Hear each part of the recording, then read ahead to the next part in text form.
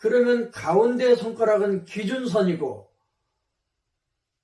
가운데 손가락을 중심으로 왼쪽에 있는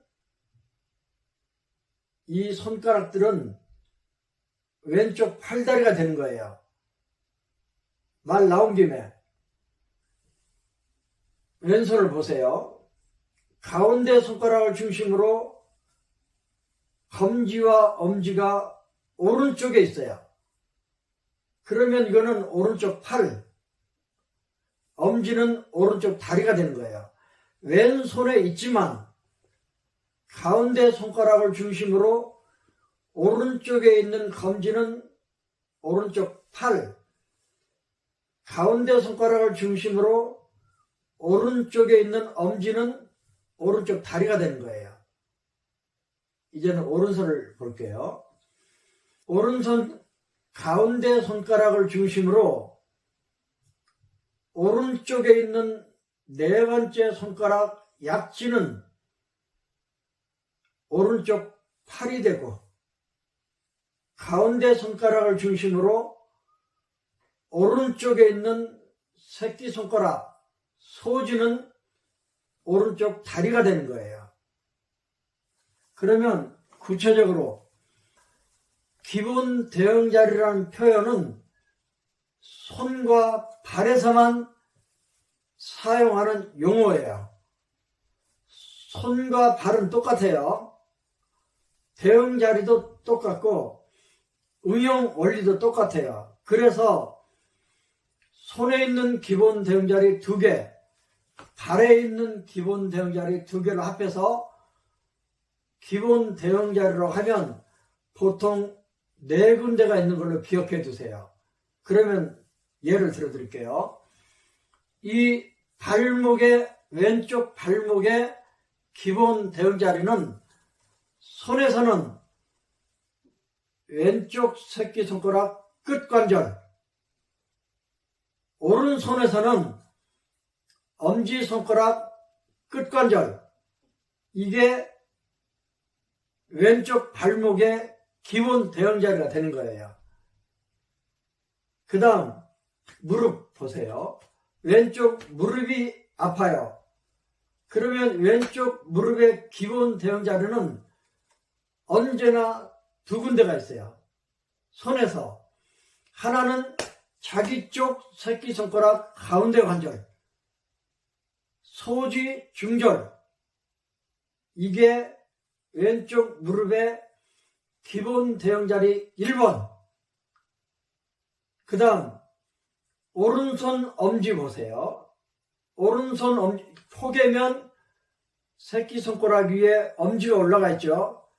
그러니까 왼손 새끼손가락과 오른손 엄지는 왼쪽 다리라 그랬어요. 그러면 지금 무릎이 안 좋으니까 왼쪽 무릎의 기본 대형자리 1번 새끼손가락 중절이었어요. 가운데 관절. 왼쪽 무릎의 기본 대형자리 2번 오른손 엄지 본절이에요. 여기가 왼쪽 무릎 자리예요. 그러면 어디에 테이핑할 건가? 기본 대형자리 둘 다 해도 되고 여기를 만져보고 여기를 만져봐서 관절이 더 틀어져 있거나 만질 때 더 아프거나 그러면 그 자리 한 군데만 테이핑해도 되는 거예요. 저도 처음에는 양쪽 다 했어요.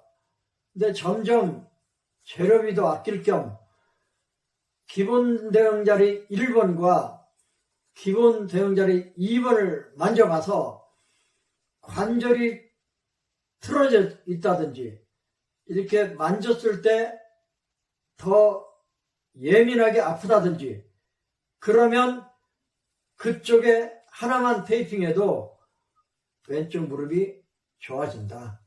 그러면 오른쪽으로 한번 해볼게요. 오른쪽 팔에 문제가 생겼어요. 오른쪽 손등이나 손가락이나 손목에 문제가 생겼어요. 오른쪽. 그러면 오른쪽 손과 대응하는 기본 대응 자리는 언제나 2개예요. 그러면 오른손의 기본 대응 자리 1번, 오른쪽 4번째 손가락, 약지라 그랬어요. 요 끝 마디뼈, 말절골, 손목 관절을 포함한 말절골. 그러니까 우리는 폭 2.5cm짜리 반창고를 주로 쓰니까 여기를 이렇게 이 관절에 맞춰놓고 감으면 손등도 덮이고 손가락도 덮이는 거예요.